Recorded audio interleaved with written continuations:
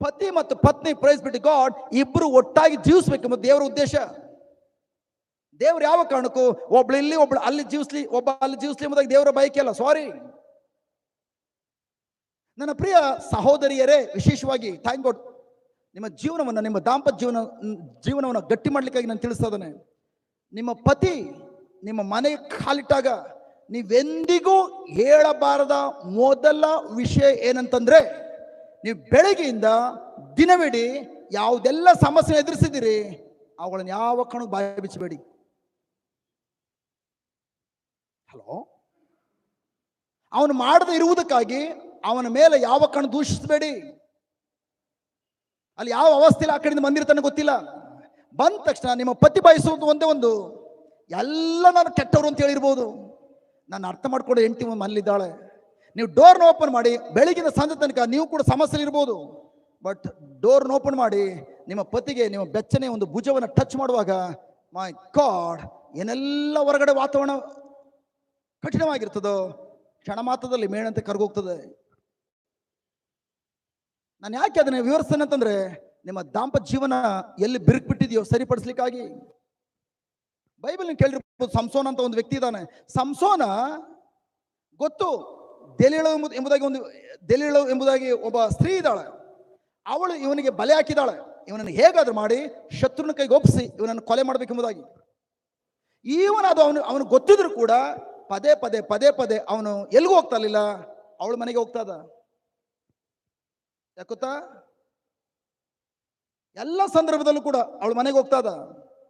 ಯಾಕೆ? ದೆಲೀಲಳ ಮನೆಗೆ ಹೋಗುವಾಗ ಅವಳು ತನ್ನ ಬೆಚ್ಚನೆಯ ಭುಜವನ್ನ, ಥ್ಯಾಂಕ್ ಗಾಡ್, ಅವಳಿಗೆ ಒದಗಿಸ್ಕೊಡ್ತಾ ಇದ್ಲು. ಅವನು ಯಾವಲ್ಲೂ ಕೂಡ ಕಾಮದ ಪ್ರಚೋದನೆಗಾಗಿ, ಶಾರೀರಿಕ ಸುಖಕ್ಕಾಗಿ ಹೋಗ್ತಾ ಇರಲಿಲ್ಲ. ಸಾರಿ ಅಂತ ಯವನಸ್ತಲ್ಲ ಅವನು. ಬಟ್ ಖಂಡಿತ ಅವನು ತಪ್ಪು ಮಾಡ್ದ. ಅವನು ಏನ್ ಮಾಡ್ಬೇಕು ಅನ್ಕೊಂಡಿದ್ದ ಅವ್ನು ಮಾಡ್ದ. ಬಟ್ ಪ್ರಶ್ನೆ ಏನಂತಂದ್ರೆ, ಅವನು ಯಾತಕ್ಕಾಗಿ ಅವಳು ನನ್ನ ಶತ್ರುನ ಕೈಗೆ ಹಿಡಿದುಕೊಡ್ತಾಳೆ ಅಂತ ಗೊತ್ತಿದ್ರು ಕೂಡ ಅವನು ಯಾಕೆ ಗೊತ್ತಾ ಅವಳ ಮನೆಗೆ ಹೋಗ್ತಾ ಇದ್ದು? ಬೆಚ್ಚನೆಯ ಭುಜದ ಸ್ಪರ್ಶನೆ ಅನುಭವಿಸ್ಲಿಕ್ಕಾಗಿ. ಯಾಕೊತ್ತೆ ಇವತ್ತು ಮದುವೆಗಳ ನಾಶ ಆಗ್ತಿರುವಂಥದ್ದು? ಯಾಕೊತ್ತೆ ಕುಟುಂಬ ಒಡೆದು ಹೋಗ್ತಿರುವಂಥದ್ದು?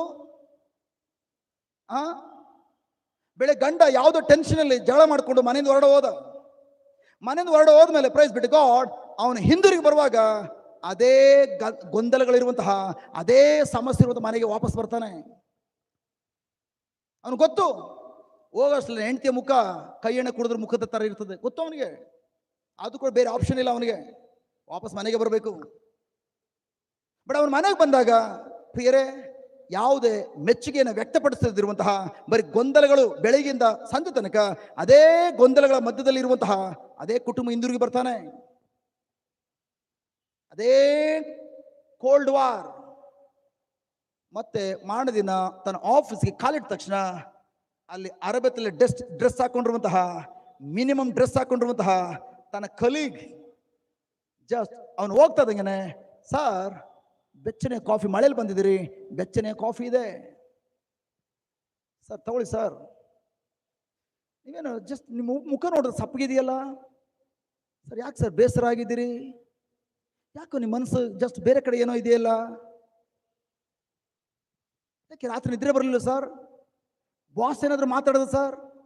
ನಿಮ್ಮ ಕುಟುಂಬ ಏನಾದರೂ ಆಯ್ತಾ ಸರ್? ನನ್ನ ಪ್ರಿಯ ಸಹೋದರ ಸಹೋದರಿಯರೇ, ಈವನ್ ಆಕೆ ಮೇಲ್ನೋಟಕ್ಕೆ ಕೇಳುವಂತ ಸಹೋದರಿ ಆಗಲ್ದೇನೆ ಇವನ್ ಪ್ರೀತಿಯನ್ನು ಕೂಡ ಕೇಳ್ತಾ ಇರ್ಬೋದು. ಹಲೋ, ಜಸ್ಟ್ ಗಮನ ಕೊಡಿ. ಅವಳ ಕಾಳಜಿ ನೋಡಿ, ಮನೆಯಲ್ಲಿ ಹೆಂಡತಿ ಕಾಳಜಿ ನೋಡಿ. ಆಗ ಆ ವ್ಯಕ್ತಿ ಏನ್ ಮಾಡ್ತಾನೆ? ಅದೇ ಗೊಂದಲ, ಅದೇ ಕೈ ಎಣ್ಣೆ ಕುಡಿದಿರುವಂತ ಮುಖ. Praise God. ಯಾಕೆ ಬೇಕದು? ಇಲ್ಲಿ ಮೈ ಗಾಡ್, ಆಕೆಯ ಆ ಪ್ರೀತಿಗೆ ಸಂಪೂರ್ಣ ಬಿದ್ದು ಹೋಗ್ತಾನೆ.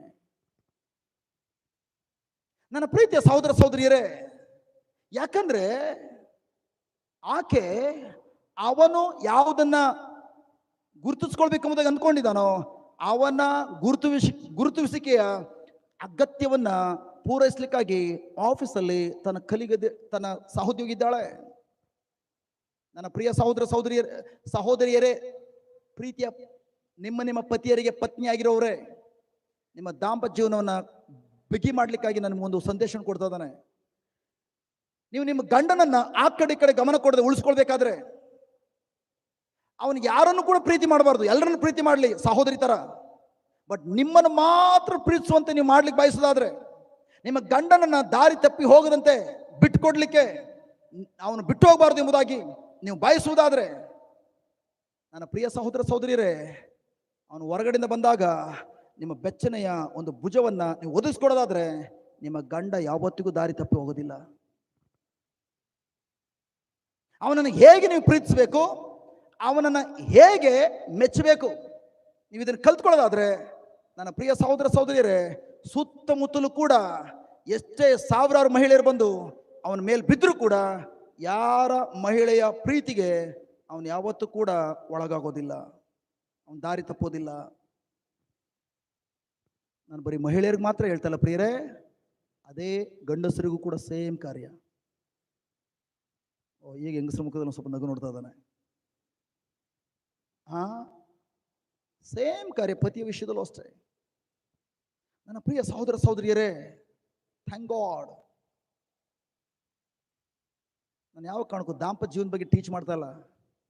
ಬಟ್ ಯಾಕಂತಂದ್ರೆ, ನಾನು ಯಾಕೆ ಈ ವಿಷಯ ಹೇಳ್ತದೇನೆ ಅಂತಂದ್ರೆ, ಥ್ಯಾಂಕ್ ಗಾಡ್, ಇವತ್ತು ಎಷ್ಟೇ ವಾಕ್ಯನ ಕೇಳಲಿ, ದಾಂಪತ್ಯ ಜೀವನ ಹೊಡೆದೋಗ್ತದೆ, ಕುಟುಂಬ ಹೊಡೆದೋಗ್ತದೆ. ಸೈತನ್ಗೆ ಅದೇ ಬೇಕಾಗಿರೋದು. ಇಬ್ರು ಒಟ್ಟಿಗೆ ಸೇರಿದ್ರ 10,000 ತಲೆ ಕಡಿತಾರೆ, ಅವರಿಬ್ಬರು ಬೇರ್ಪಡಿಸಿದ್ರೆ 1,000 ತಲೆನ ಆರಂಭದಲ್ಲಿ ಕಡಿತಾರೆ. ಹೋಗ್ತಾ ಹೋಗ್ತಾ ಅವರ ಕುತ್ತಿಗೆನ ಸೈತನ್ ಕೈ ಕೊಟ್ಬಿಟ್ಟು ಕೊನೆಗೆ ಜೀವನ ಹಾಳು ಮಾಡ್ಕೊಳ್ತಾರೆ. ಅದು ಸೈತನ ಗೊತ್ತು. ಅದಕ್ಕೆ ಪ್ಲೀಸ್ ಪ್ಲೀಸ್ ಪ್ಲೀಸ್ ಈ ಕಾರ್ಯವನ್ನು ನಿಮ್ಮ ಸ್ವಂತ ಶಕ್ತಿನ ಪ್ರಯತ್ನ ಪಡಬೇಡಿ. ಪವಿತ್ರಾತ್ಮದಲ್ಲಿ ಕುಳಿತುಕೊಳ್ಳಿ.